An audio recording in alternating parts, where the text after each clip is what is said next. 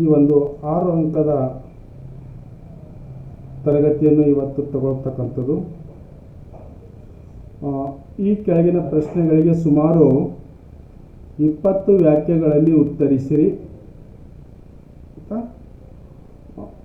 ಪ್ರತಿಯೊಂದು ಪ್ರಶ್ನೆಗೆ 6 ಅಂಕಗಳನ್ನು ಹೊಂದಿರತಕ್ಕಂಥದ್ದು. ಪ್ರಶ್ನೆ ಸಂಖ್ಯೆ 1,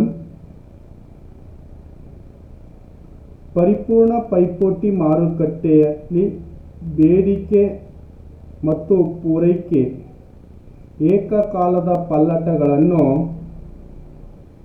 ರೇಖಾಚಿತ್ರದೊಂದಿಗೆ ವಿವರಿಸಿ ಅಂತ ಪ್ರಶ್ನೆ ಇದೆ. ಇಲ್ಲಿ ಉತ್ತರ ನೋಡಿ ವಿದ್ಯಾರ್ಥಿಗಳೇ.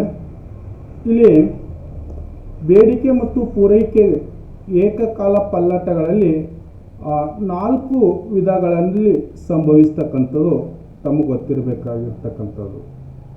ಈ 4 ವಿಧಗಳು ಯಾವ್ಯಾವಿವೆ ಅನ್ನೋ ಹೋಗಿದ್ರೆ, ಒಂದನೇದು ಬೇಡಿಕೆ ಮತ್ತು ಪೂರೈಕೆ ರೇಖೆಗಳೆರಡು ಬಲಗಡೆ ಪಲ್ಲಟಗೊಳ್ಳುತ್ತದೆ. ಎರಡನೇದು ಬೇಡಿಕೆ ಮತ್ತು ಪೂರೈಕೆ ರೇಖೆಗಳೆರಡು ಎಡಗಡೆ ಪಲ್ಲಟಗೊಳ್ಳುತ್ತದೆ. ಮೂರನೇದು ಬೇಡಿಕೆ ರೇಖೆ ಬಲಗಡೆ ಮತ್ತು ಪೂರೈಕೆ ರೇಖೆ ಎಡಗಡೆ ಪಲ್ಲಟಗೊಳ್ಳುತ್ತದೆ. ನಾಲ್ಕನೇದು ಬೇಡಿಕೆ ರೇಖೆ ಎಡಗಡೆ ಮತ್ತು ಪೂರೈಕೆ ರೇಖೆ ಬಲಗಡೆ ಪಲ್ಲಟಗೊಳ್ಳುವುದು. ಈ 4 ರೀತಿಯ ಪಲ್ಲಟಗಳನ್ನು ಏಕಕಾಲದಲ್ಲಿ ಪಲ್ಲಟಗೊಳ್ತಕ್ಕಂಥದ್ದು. ನಾವು ಇದನ್ನು ರೇಖಾಚಿತ್ರದ ಮುಖಾಂತರ ತಮಗೆ ಇನ್ನೂ ಕೂಡ ಸರಳೀಕೃತವಾಗಿ ಅರ್ಥೈಸಲು ಪ್ರಯತ್ನಿಸುತ್ತೇನೆ. ಬೇಡಿಕೆ ಮತ್ತು ಪೂರೈಕೆ ಏಕಕಾಲದ ಪಲ್ಲಟ ರೇಖಾತ್ಮಕ ನಿರೂಪಣೆ. ಇಲ್ಲಿ ನೋಡಿ, ರೇಖಾಚಿತ್ರ ಫಲಕ ಎದಲ್ಲಿ ತೋರಿಸಿರುವಂತೆ ಬೇಡಿಕೆ ಮತ್ತು ಪೂರೈಕೆ ರೇಖೆಗಳೆರಡು ಬಲಗಡೆ ಪಲ್ಲಟಗೊಂಡಾಗ ಸಮತೋಲನ ಉತ್ಪನ್ನವು ಹೆಚ್ಚಾಗುತ್ತದೆ. ಆದರೆ ಸಮತೋಲನದ ಬೆಲೆಯು ಬದಲಾಗದೆ ಸ್ಥಿರವಾಗಿರುತ್ತದೆ. ಆರಂಭದಲ್ಲಿ ಬೇಡಿಕೆ ರೇಖೆಯು ಡಿ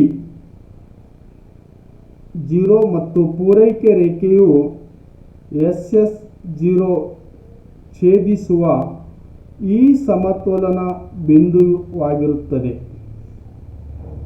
ಈ ಬೇಡಿಕೆ ರೇಖೆ ಮತ್ತು ಪೂರೈಕೆ ರೇಖೆಗಳು ಬಲಗಡೆ ಅಂದರೆ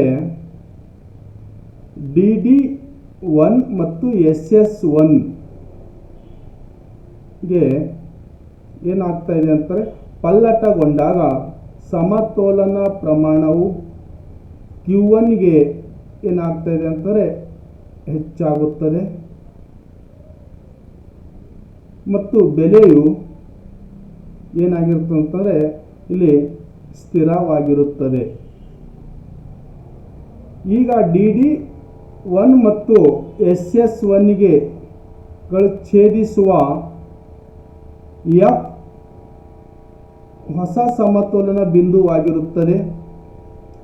ಇದೇ ರೀತಿ ಬೇಡಿಕೆ ಮತ್ತು ಪೂರೈಕೆ ರೇಖೆಗಳೆರಡು ಏಕಕಾಲಕ್ಕೆ ಎಡಗಡೆ ಪಲ್ಲಟಗೊಂಡರೆ, ಅಂದರೆ ಬೇಡಿಕೆ ರೇಖೆಯು DD ಇಂದ DD ಗೆ 0ಗೆ ಮತ್ತು ಪೂರೈಕೆ ರೇಖೆಯು SS ನಿಂದ SS 0ಗೆ ಪಲ್ಲಟಗೊಂಡಾಗ ಸಮತೋಲನ ಉತ್ಪನ್ನವು Q1 ನಿಂದ QO ಗೆ ಕಡಿಮೆಯಾಗುತ್ತದೆ. ಆದರೆ P ಬೆಲೆ ಮಾತ್ರ ಸ್ಥಿರವಾಗಿರುತ್ತದೆ. ಇದು ತಮಗೆ ರೇಖಾಚಿತ್ರದಲ್ಲಿ ಈ ರೀತಿ ತೋರಿಸ್ತಕ್ಕಂಥದ್ದು. ನೋಡಿ, OY ಯಲ್ಲಿ ನಾವೇನು ಅಳಿತಾ ಇದ್ದೇವೆ ಅಂತಂದರೆ ಬೆಲೆಯನ್ನು ಅಳಿತಾ ಇದ್ದೇವೆ. ಮತ್ತು ಓ ಎಕ್ಸ್ದಲ್ಲಿ ಪ್ರಮಾಣವನ್ನು ಅಳಿತಾ ಇದ್ದೇವೆ. ಈ ಒಂದು ಡಿ ಡಿ ಅಂತಕ್ಕಂಥದ್ದು ಇದು ಬೇಡಿಕೆ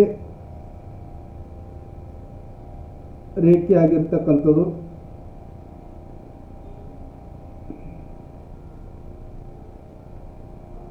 ಮತ್ತು ಇಲ್ಲಿ ಎಸ್ ಎಸ್ ಅಂತಂದರೆ ಈ ಒಂದು ಪೂರೈಕೆ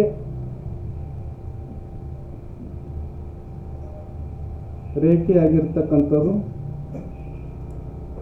ಇಲ್ಲಿ ನೋಡಿ ವಿದ್ಯಾರ್ಥಿಗಳೇ, ಈ ಒಂದು ಡಿ ಡಿ 0 ಇಂದ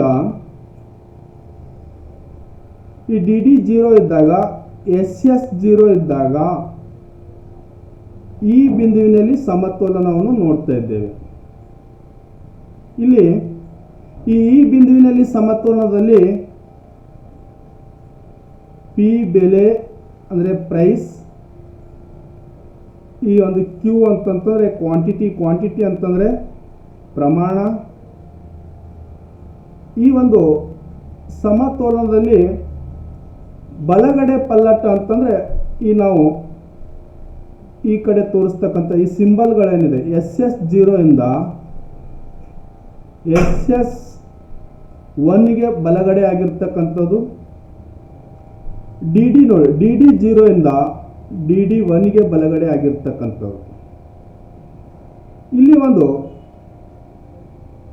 ಈ ಪ್ರಮಾಣದಲ್ಲಿ ಕೂಡ 0 ಇಂದ 0-1ಗೆ ಈ ಕಡೆ ಆಗಿರ್ತಕ್ಕಂಥದ್ದು, ಈ ಕಡೆ ತೋರಿಸ್ತಕ್ಕಂಥದ್ದು ಬಲಗಡೆ. ಇಲ್ಲಿ ನೋಡಿ, ಈ ಇಂದ ಈ ಕ್ಯೂ ಪಿ ಇದ್ದಲ್ಲಿ ಡಿ ಡಿ ಮತ್ತು ಎಸ್ ಎಸ್ ಈ ಬಿಂದುವಿನಲ್ಲಿದೆ. ಅದೇ ರೀತಿಯಾಗಿ ಎಫ್ ಅಂತಕ್ಕಂಥದ್ದು ಹೊಸ ಒಂದು ಸಮತೋಲನ ಬಿಂದು ಆಗಿರ್ತಕ್ಕಂಥದ್ದು. ಹೊಸ ಸಮತೋಲನ ಬಿಂದುವಿನಲ್ಲಿ ಎಸ್ ಎಸ್ 0 ಇಂದ ಎಸ್ ಎಸ್ 1ಗೆ ಬದಲಾಗ್ತಾ ಇದೆ ಮತ್ತು ಡಿ ಡಿ 0 ಇಂದ ಡಿ ಡಿ 1ಗೆ ಬದಲಾಗುತ್ತದೆ. ಕ್ಯೂಲಿಂದ ಕ್ಯೂ 1ಗೆ ಬದಲಾಗ್ತದೆ. ಹೀಗೆ ಬಲಗಡೆಗೊಂಡಾಗ ಎಫ್ ಅಂತಕ್ಕಂಥ ಸಮತೋಲನವನ್ನು ಸೂಚಿಸ್ತಕ್ಕಂಥದ್ದು. ಈ ಎಫ್ನಲ್ಲಿ ಏನಿದೆ ಅಂತಂದರೆ ಪಿ ಬೆಲೆ ಮಾತ್ರ ಏನಿದೆ ಅಂತಂದರೆ ಸ್ಥಿರವಾಗಿರ್ತಕ್ಕಂಥದ್ದು. ಏನ್ರಿ ಸ್ಥಿರವಾಗಿರ್ತಕ್ಕಂಥದ್ದು, ಸ್ಥಿರವಾಗಿದೆ. ಅದಕ್ಕೆ ನಾವು ಏನಂತೀವಿ ಅಂತಂದರೆ ಫಿಕ್ಸ್ಡ್.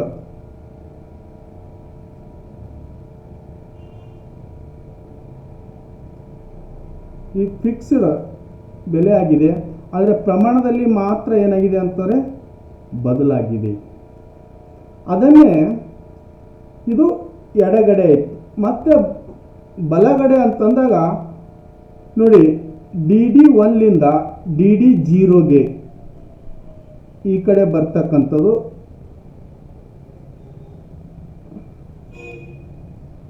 ಎಡಗಡೆ. ಎಸ್ ಎಸ್ನಿಂದ ಎಸ್ ಎಸ್ 0ಗೆ ಬರ್ತಕ್ಕಂಥದ್ದು ಎಡಗಡೆ.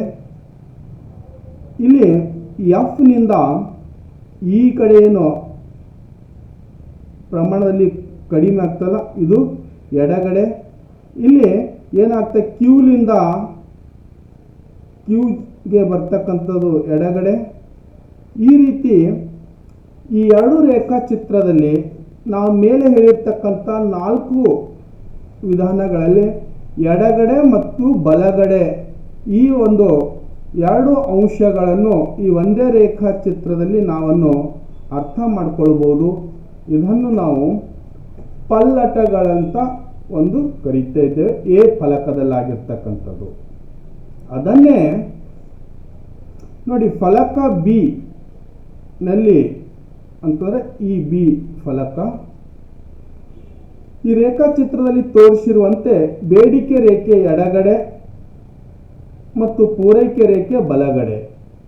ನೋಡಿ, ಈ ಬೇಡಿಕೆ ರೇಖೆ ಇದಲ್ಲ, ಇದನ್ನು ಏನಾಗಿದೆ ಅಂತಂದರೆ ಎಡಗಡೆ ಅಂತಂದರೆ ಡಿ ಡಿ 0 ಇದ್ದಾಗ ಮತ್ತು SS0 ಇದ್ದಾಗ ಈ ಬಿಂದುವಿನಲ್ಲಿ ಏನಾಗಿದೆ ಅಂತಂತಂದರೆ ಇಲ್ಲಿ ಇಕ್ವಿಲಿಬ್ರಿಯಂ ಅಂತ ಕರೀತೇವೆ ಅಥವಾ ಸಮತೋಲನ ಅಂತ ಕರೀತೇವೆ.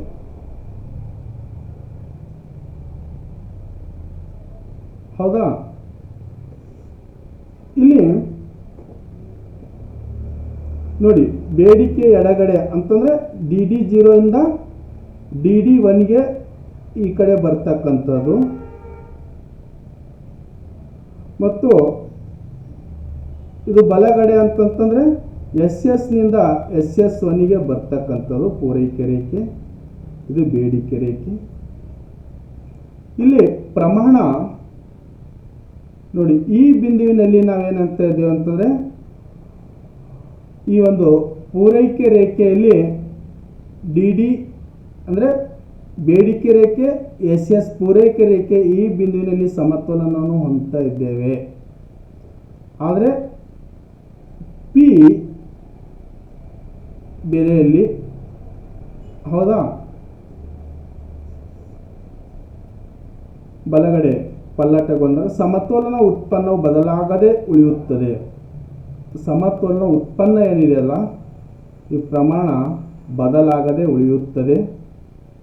ಆದರೆ ಸಮತೋಲನ ಬೆಲೆಯು ಇಳಿಕೆಯಾಗುತ್ತದೆ. ಇಲ್ಲಿ ಏನಾಗ್ತದೆ, ಪ್ರಮಾಣದಲ್ಲಿ ಬದಲಾಗುವುದಿಲ್ಲ, ಸಮತೋಲನ ಬೆಲೆಯಲ್ಲಿ ಏನಾಗಿತ್ತು ಅಂತಂದರೆ ಇಳಿಕೆ ಆಗ್ತದೆ. ಈ ಸಿಂಬಲ್ ತೋರಿಸ್ತಕ್ಕಂಥದ್ದು ಇಳಿಕೆ ಆಗ್ತದೆ. ಆರಂಭದಲ್ಲಿ ಬೇಡಿಕೆ ರೇಖೆ DD ಮತ್ತು ಪೂರೈಕೆ ರೇಖೆ SS ಈ ಸಮತೋಲನ ಬಿಂದುವಾಗಿರುತ್ತದೆ. ನೋಡಿ, DD SS ಈ ಸಮತೋಲನ ಬಿಂದುವಾಗಿರುತ್ತದೆ. ಬೇಡಿಕೆ ರೇಖೆಯು ಬಲಗಡೆ ಅಂದರೆ DD1ಗೆ ಮತ್ತು ಪೂರೈಕೆ ರೇಖೆಯು ಎಡಗಡೆ ಅಂದರೆ SS1ಗೆ ಪಲ್ಲಟಗೊಂಡಾಗ DD1 ಮತ್ತು SS1 ರೇಖೆಯನ್ನು ಛೇದಿಸುವ F ಹೊಸ ಸಮತೋಲನ ಬಿಂದುವಾಗಿರುತ್ತದೆ. ಇಲ್ಲಿ ನೋಡಿ, DD1 ಇಲ್ಲಿದೆಯಲ್ಲ, DD1 ಮತ್ತು SS1 ಇಲ್ಲಿ ಏನಾಗ್ತಾ ಇದೆ, ಸಮತೋಲನ ಬಿಂದು ಆಗ್ತದೆ. ಇದು F1 ಅಂತಂದರೆ ಇಕ್ವಿಲಿಬ್ರಿಯಂ ಅಂತ ನಾವು ಕರಿತೇವೆ, ಸಮತೋಲನ ಬಿಂದು ಆಗ್ತದೆ. ಈ ಸಮತೋಲನ ಬಿಂದುವಿನಲ್ಲಿ ಏನಾಗ್ತಾ ಇದೆ ಅಂತಂದರೆ ಬೆಲೆ ಇಲ್ಲಿ ಇಳಿಕೆ ಆಗ್ತದೆ. P ಇಂದ P1ಗೆ ಏನಾಗಿದೆ, ಬೆಲೆ ಇಳಿಕೆ ಆಗುತ್ತದೆ.